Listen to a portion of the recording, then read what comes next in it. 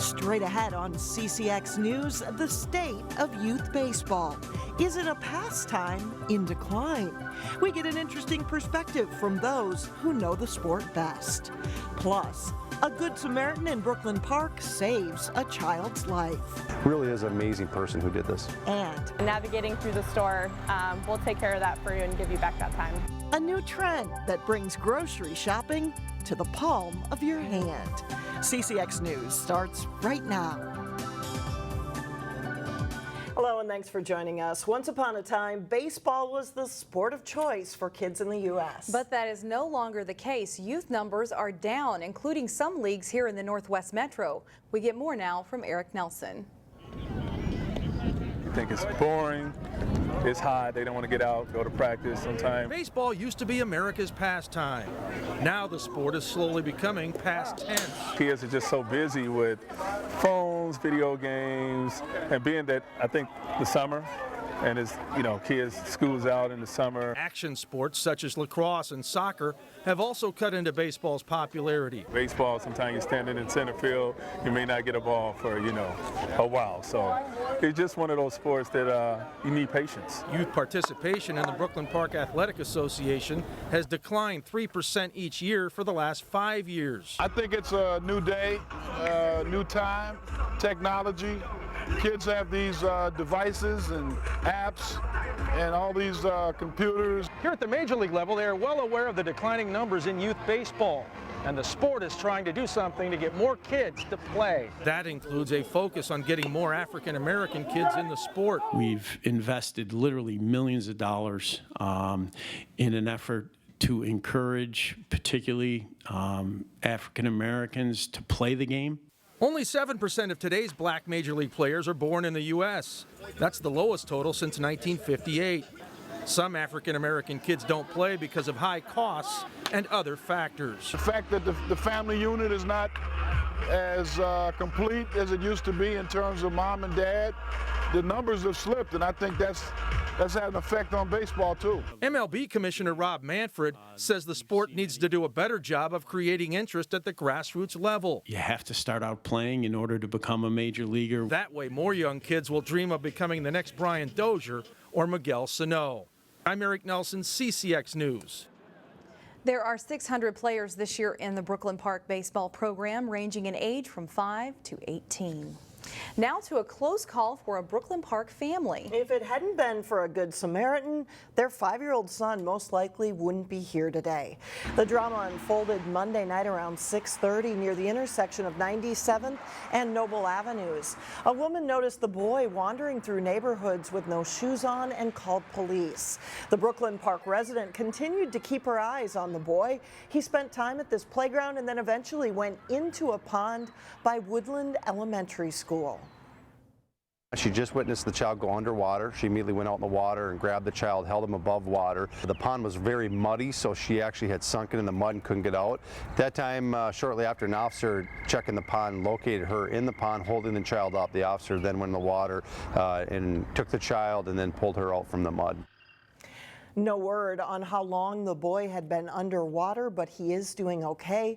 The child has autism and is known to wander off, although his parents have special locks on the doors. His parents didn't want to talk on camera, but they do say they are very grateful to the Good Samaritan. A former bookkeeper has pleaded guilty to stealing thousands of dollars from the North Hennepin Community College Foundation, which funds college scholarships. Allison Klug of Mound started working at the foundation in Brooklyn Park in 2014. An audit discovered she made duplicate paychecks for herself and forged her supervisor's signature. The theft totaled more than $180,000. An outspoken critic of government spending and light rail is once again making a run for governor. Plymouth resident and current Hennepin County Commissioner Jeff Johnson made the announcement in a video posted to social media. Johnson ran for governor in 2014 as the Republican nominee, losing to Mark Dayton by 110,000 votes. In his video, Johnson says he would fight to cap property taxes and eliminate state mandates on schools. Kids who walked or rode their bikes to school Wednesday morning got a special gift at Brooklyn Center School, but administrators say the real rewards are even better. Once a student has done it 1 or 2 times, they realize that they get the fresh air, they do feel better in the morning starting out that way. A lot of them do get extra time with their friends in the morning when they walk or bike to school, so there are a lot of benefits. It is Bike to School Day, and folks hoping to encourage more kids to ride or walk to school instead of driving or taking the bus. They were on hand to give out sports bags and water bottles. District officials tell us they've been doing this for several years now, and they have noticed that more kids are choosing non-motorized options to get to school. Brooklyn Senator Chris Eaton says the program seems to be working. I'm hoping it's having some result. It looks like a lot of these kids are in pretty good shape. Senator Eaton says it has become harder to get kids to be active with distractions like computers and smartphones. And events like this one are part of a concentrated effort to get kids moving. Well, some very fast runners are quick to a visit at a Brooklyn Park Elementary School this afternoon. Eric Nelson is live at Brook Elementary, where an award-winning after-school fitness program is taking place. Hi, Eric. Yeah, Shannon, it's all part of Workout Wednesday here at Brook Elementary in Brooklyn Park. They've got a boot camp going on today, biking, running, walking, soccer, even Frisbee golf. And joining me now is one of the teachers, Connie Milstein. And Connie, there's a focus on fitness here, isn't there? Oh, definitely. All throughout the day and at boot camp after school. Yeah, this is good stuff. We have a lot of the youngsters here, a couple of professional runners back here. So it's all this focus on getting kids to stay active. Absolutely. It's good for brain growth, and it's fun and makes you feel good. Tell us about what's going to happen on May 20th. There's going to be a fun run. There is the Twin Cities Fun Run on May 20th in Como Park, and many of these students are preparing for that right now. Yeah, and some of these runners are from the Twin Cities in Motion running organization. So when you get people out here who are in, fit as a fiddle, it's good inspiration, isn't it? Oh, definitely. It motivates me too. How much do the kids buy into this? I would say 100%. It's just a way of life at our school, and they like to do all these additional activities as well. It's so much a part of their daily life. You guys all like this? Yeah! How about some push-ups? All right, we didn't want to stretch it too far. We're pushing the limit. All right, we'll go back to Shannon and Alex. Eric's going to put him to work. Thanks, Eric. We almost got him to do some push-ups out there. He did. Still ahead on CCX News. Do you have your groceries delivered? We'll get the 411 on Instacart next in Money Savers. Plus, the Wayzata baseball team graduated a strong group from last year's state championship team, but they're back at the top this spring. But first, feeling spring-like again, the sun returns on Thursday.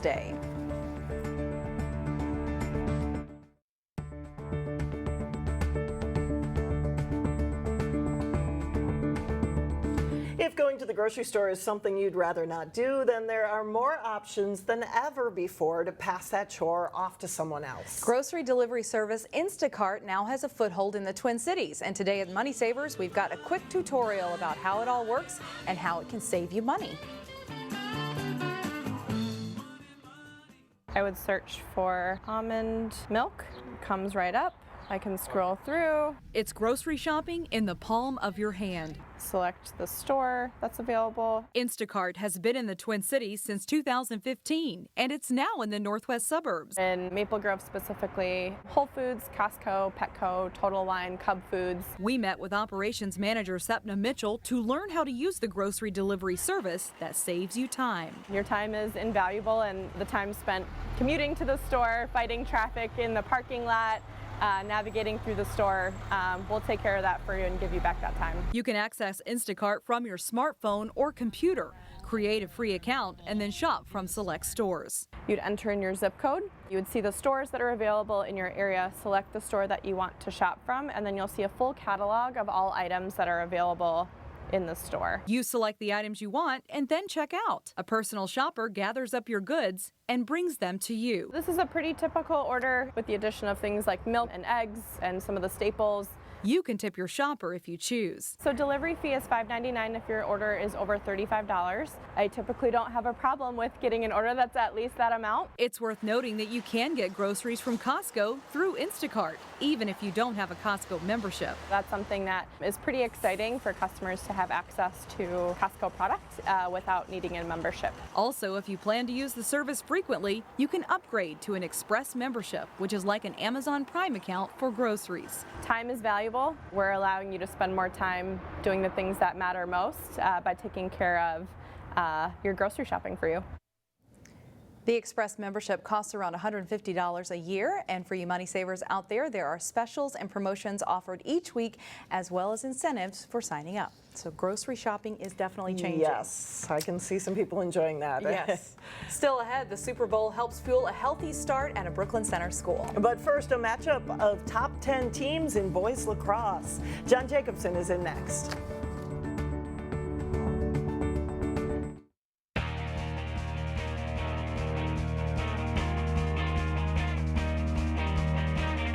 I'm John Jacobson with sports. The Benilde St. Margaret's boys lacrosse team carried a 7-0 record and a number 3 ranking into their top 10 matchup Tuesday night.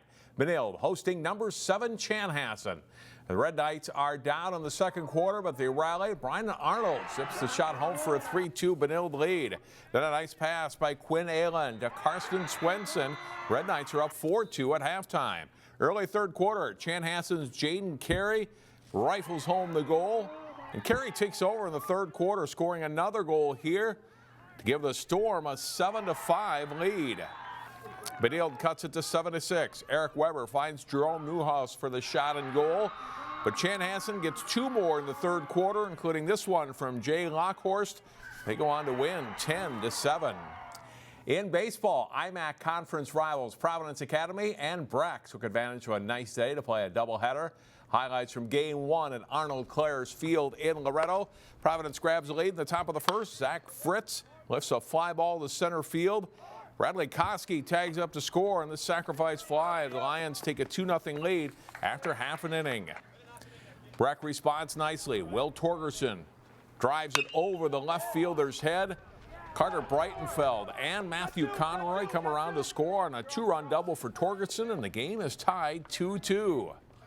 Still in the bottom of the first, Alex McKenna bounces to second with the infield in. It's bobbled. The Lions take the sure out at first. John Steinberg scores for a 3-2 Breck lead. In the second, some good defense for Providence. They get the lead runner on a force at third and also get the out at second. Too delayed on the try for a triple play, but it's a nice play anyway. Top of the fourth inning, Providence ties it. William Reichenberger delivers a hit to left that gets under the glove. That allows Andrew Rossini to score easily. And it's a 3-3 game on the hit by Reichenberg. It's all Lions from there in the fifth inning. Koski's grounder gets through. Caleb Paulson and Jackson Baird score. Providence goes up 5-3. A few batters later, Rossini drives one to the gap. This one scores 2 runs. Providence pulls away for an 8-3 win. They also won Game 2, 5-4. The Wayzata baseball team won the first state championship in program history last season. As Jay Wilcox reports, many of the names in the lineup are different this spring. There hasn't been much of a drop-off for the Trojans. While a state title is hard to predict, Wayzata knew they'd have a very good team last season. With much of that squad graduated, it was anything but a sure thing that the 2017 Trojans would be an elite team.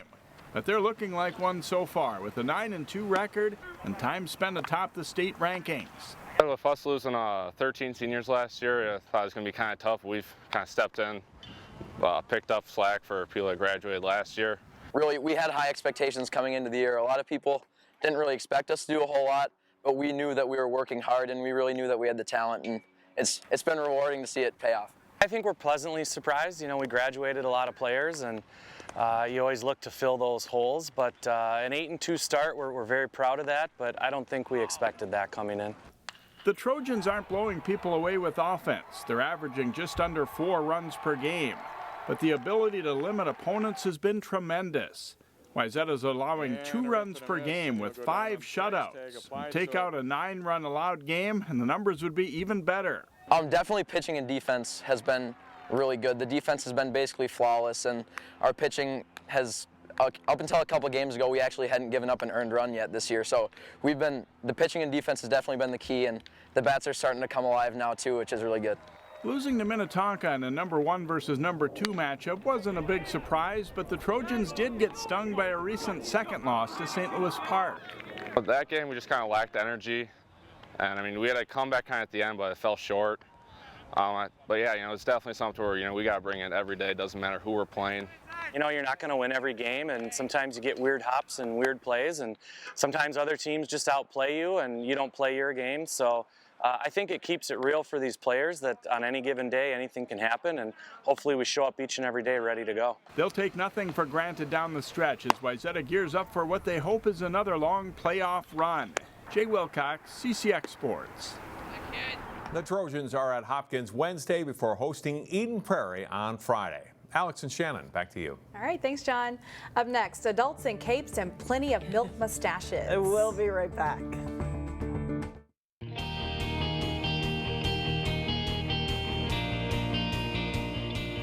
Front Porch Musical Theater is out with their latest production, Disney's Sleeping Beauty Kids. 180 kids from all over the Northwest Metro are taking part in the musical. We have 3 separate casts that rehearse once a week and 3 separate days, and there are 60 children, just about exactly 60 in each cast. I play one of the goons named Bumpful, and I'm like the craziest again. It's really fun to play. I get to be crazy. I don't know if I've ever actually played a good guy in any of my shows. Good casting there. Sleeping Beauty Kids takes place at the Elk River High School Auditorium. Show times are Friday at 7 p.m., Sunday at 3:30, and a final show on Monday at 7. And finally, raising a carton of milk to a healthy breakfast. Students at Earle Brown Elementary in Brooklyn Center saluted their nutritious start to the school day. The breakfast also included lots of Super Bowl fanfare. The Minnesota Super Bowl host committee visited the school, partnering with General Mills and Midwest dairy farmers for its 52 Weeks of Giving campaign to promote healthy initiatives. Not having fuel in the morning, not having breakfast in the morning, it's harder for you to think, it's harder for you to express your ideas and to be functional in the morning. And I think that's really what we're trying to set a stage for our kids. The Minnesota Super Bowl committee gave Earle Brown Elementary a $10,000 grant, which will allow the school to buy refrigeration equipment to offer breakfast in the classroom. And that does it for us. That's all the news. Thanks so much for joining us. We'll see you back here again tomorrow starting at 4.